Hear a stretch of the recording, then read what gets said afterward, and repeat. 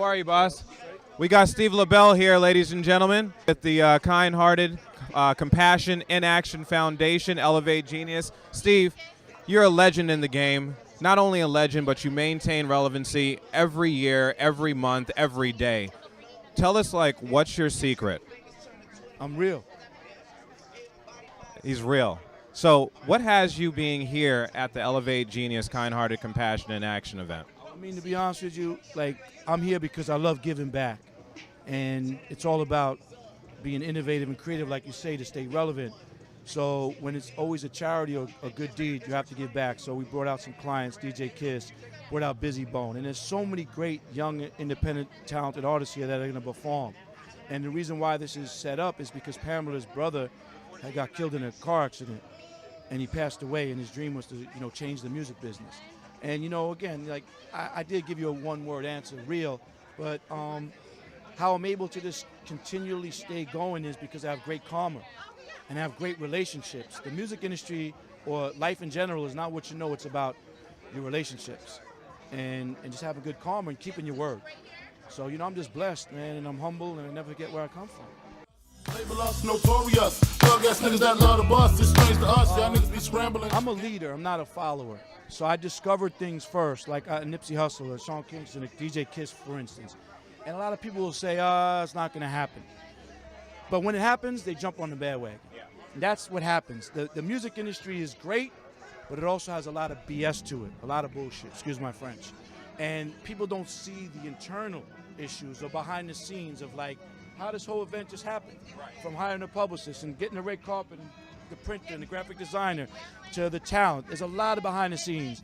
And I love positive stuff. I listen to Bruno Mars. I listen to Tupac. I listen to Alicia Keys. Stuff with substance, common. And that's what I like. And I think the music industry needs to go back to change and substance music. Yeah. No knocking anybody else, teach his own, but it is the music business. So whatever's making money, that's what the music business wants to do. I don't really follow what the music business does. The money's going to come. See, money comes and goes, but history stays. I want to continue making history. Yeah. That's all I'm trying to do, continue making history and getting different and just helping people. Thank you. That's an amazing question. Look, in life, things are negative, things are positive. It's all about the choices you make and who's going to be the role model. Things have been going around the world for decades and decades and years and centuries, but you don't know about it because now you know about it because of social media or the news. So our whole world and society is screwed up. Us as Americans, we don't even understand how bad we have it here, and so many other countries are ahead of us, but then there's so much stuff going around in the country and in the world. We got to teach the youth not to follow certain people, because we're so worried about what Rihanna's posting on Instagram or Meek and Drake beefing, but how are we going to pay for college? How are we going to help these young kids that don't have fathers or mothers and winding up at juvenile hall? How are we going to find, keep gas prices at a rate that doesn't go so crazy that people can get to work every day, that sit in traffic all day long? See, everybody's priorities are screwed up, and it starts in the home. It starts with the mothers and the fathers and the education system. I feel school teachers should make more money than athletes. That's what I feel, because they're teaching the youth. And if we're not going to guide the youth, our next generation is going to be screwed up, because people are infatuated with the wrong things. I call myself the coach. The coach lasts longer than the player. I'm not impressed with the next man have. Everybody wants to know if Damon Dash is broke. Why do you care if he's broke or not? Right. I'm not worried about what the next man's pocket looks like. I'm just worried about feeding my family and feeding my pocket.